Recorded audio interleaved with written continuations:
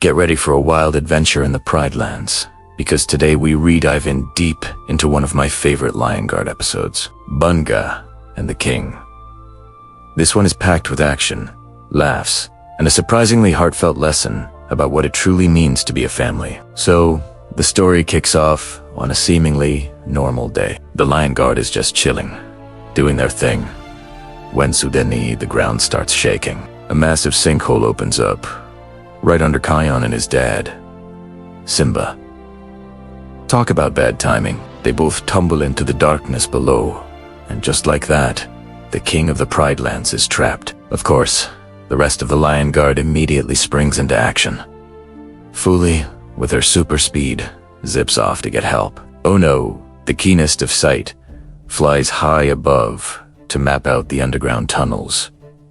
Besht, the strongest, starts clearing a path. Everyone has a role, a purpose, a way to contribute. Everyone, that is, except Bunga. Now, we all know Bunga. He's the bravest, a honey badger who isn't afraid of anything. But in this situation, his usual Zuka Zama Divin first approach isn't exactly helpful. He tries to just jump in after them, which, let's be honest, would only make things worse. He feels sidelined, useless, and you can really see the frustration building up. For a character who always wants to be in the middle of the action, being told to stand back and wait is the toughest challenge of all. Meanwhile, down in the dark, damp tunnels, Kion and Simba are trying to find a way out. It's a classic father-son bonding moment, but under extreme pressure. Simba, ever the responsible king, is trying to stay calm and strategic. Kion, eager to prove himself, wants to use the roar of the elders to blast their way out. Simba immediately shuts that idea down. He warns Kion that the roar is too powerful and unpredictable in such a confined space. It could bring the whole cavern down on top of them. This creates a bit of tension, as Kion feels like his dad doesn't trust his judgment or his control over his powers. Back on the surface, Bunga is getting more and more antsy. He feels like his best friend and his king are in danger, and he's not doing anything to help. This is where we get a really sweet, and honestly, pretty funny moment with Timon. They see how down Bunga is and try to cheer him up in their own unique way. They remind him that even though he isn't related to Simba by blood, he's part of their Hakuna Matata family. He's their nephew, their boy. Te Telim. When one of your family's in trouble, you help. This is the spark Bunga needed. It's not about being the strongest or the fastest. It's about being family. And for Bunga, Kion is his brother. Simba is, well, he's his brother's dad, which basically makes him family too. This realization gives Bunga a renewed sense of purpose. He's not just a member of the Lion Guard. He's a family member on a mission. He remembers something important. His stink. Now, normally, a honey badger's stink is something you want to avoid at all costs. But Bunga has an idea. A brilliant, stinky idea.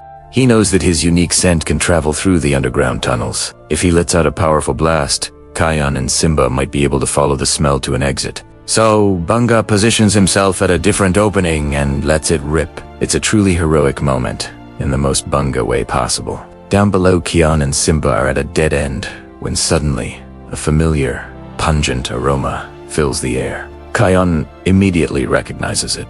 Bunga, he exclaims. Simba is less than thrilled. The face he makes is absolutely priceless. He's like, Ooga, really? We have to follow that.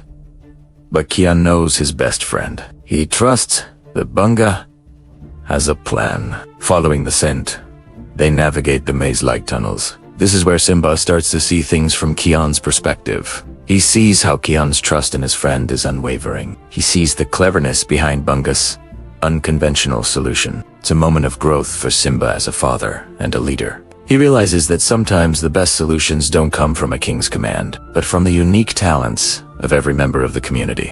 They finally find the source of the smell and an opening leading back to the surface. Right where Bunga is waiting proudly, the reunion.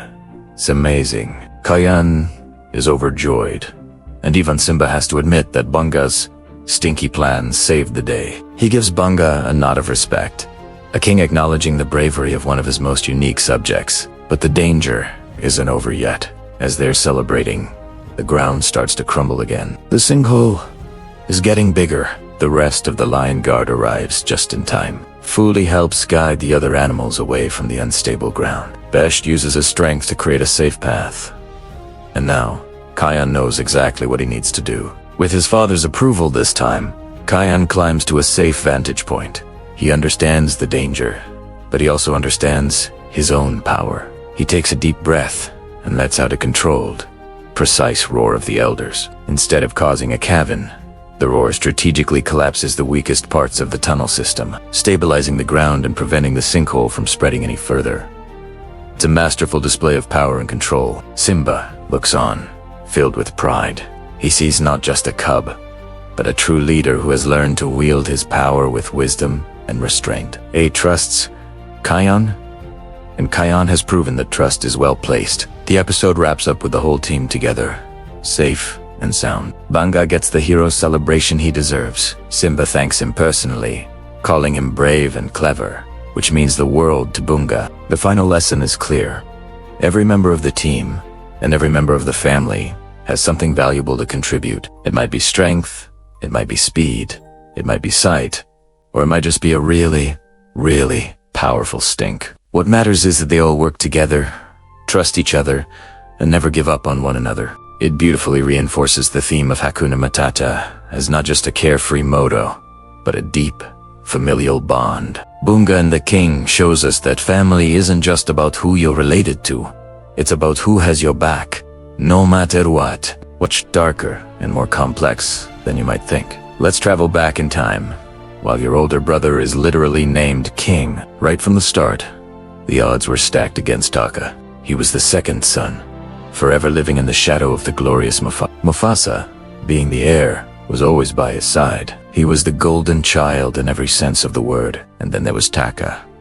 Queen Uru was a loving mother, but she also had her own responsibilities. This often left Taka feeling overlooked and unimportant. This feeling of being second best wasn't just in his head. The animals of the Pride Lands also treated them differently. He was just the spare, the backup prince. He started to believe that the only way to get respect, Taka wasn't as physically strong as Mufasa, but he was incredibly intelligent, cunning.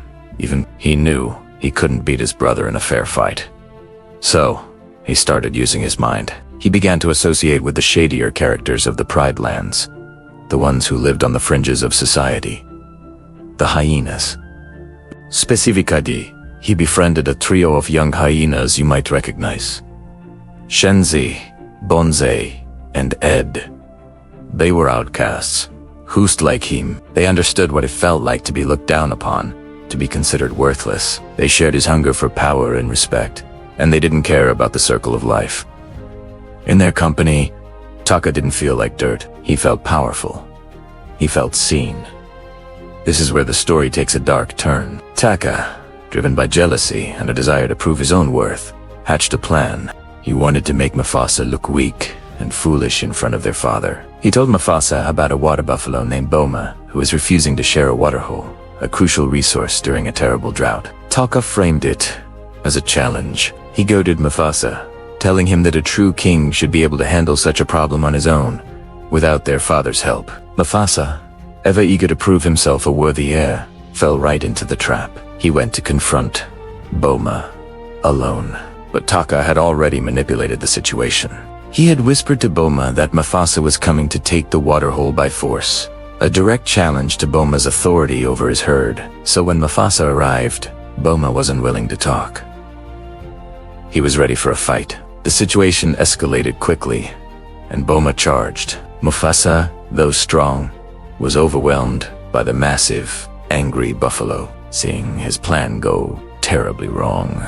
Taka had a moment of panic, but it was quickly replaced by a twisted sense of opportunity. He called on his hyena friends, Shenzi, Bonsai, and Ed, not to help Mufasa, but to attack Boma's herd from the other side. His idea was to create chaos, hoping it would somehow make him look like the hero who saved the day. The plan backfired spectacularly. The hyena's attack sent the entire buffalo herd into a panicked stampede, right towards Mufasa was in serious danger of being trampled to death. At that moment, a lion's roar echoed across the plains. It was King Ahadi, He had arrived just in time.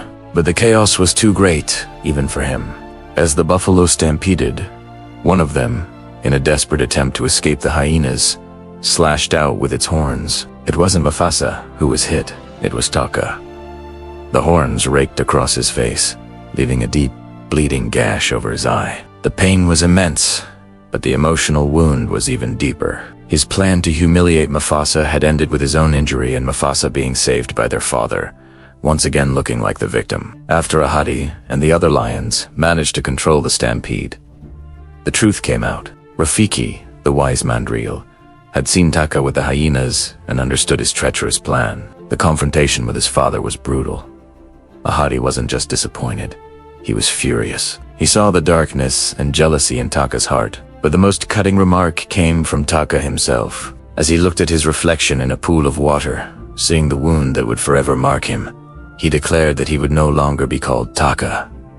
From that day forward, he would be known by his wound. He would be known as Scar. This was the turning point. By adopting the name Scar, he was embracing his pain, his resentment, and his identity as an outcast. He was no longer just the jealous brother. He was a villain in the making. The scar on his face became a permanent, physical reminder of his hatred for Mufasa and his failed attempt to one-up him. It fueled his ambition and solidified his belief that he could never win his father's love or respect through legitimate means. The only path left for him was one of betrayal and violence. From that day on, the relationship between the two brothers was shattered beyond repair. Mufasa, though perhaps he pitied his brother, could never fully trust him again. He had seen the depths of Scar's jealousy, and Scar, he spent his years honing his intellect, plotting in the shadows, and nurturing his alliance with the hyenas. He was waiting for the perfect moment to strike. The perfect moment to take everything Mufasa had. The kingdom, the power, and the title of king. The incident at the waterhole wasn't just a childhood squabble. It was the birth of Scar, the day a prince named Taka died, and a legendary villain was born. And so, when we see Scar on Pride Rock years later, watching the presentation of his nephew Simba, we're not just seeing a jealous uncle. We're seeing a lion whose entire life has been defined by one moment of failure. One scar that represents a lifetime of feeling second best. His line, "Life's not fair, is it?" isn't just a cynical remark. It is the core belief that has driven his every action since he was a young prince named Taka. It's a chilling reminder that the most terrible villains are often not born evil, but are made, forged in the fires of jealousy, neglect, and a single, defining scar. What do you think? Does knowing Scar's backstory change how you see him? It certainly adds a layer of tragedy to his villainy. It doesn't excuse his actions, of course, but it helps us understand the path that led him to that fateful day in the gorge. Let me know your thoughts in the comments below. And if you enjoyed this deep dive into Disney lore, make sure to hit that like button and subscribe for more stories behind the stories. Thanks for watching.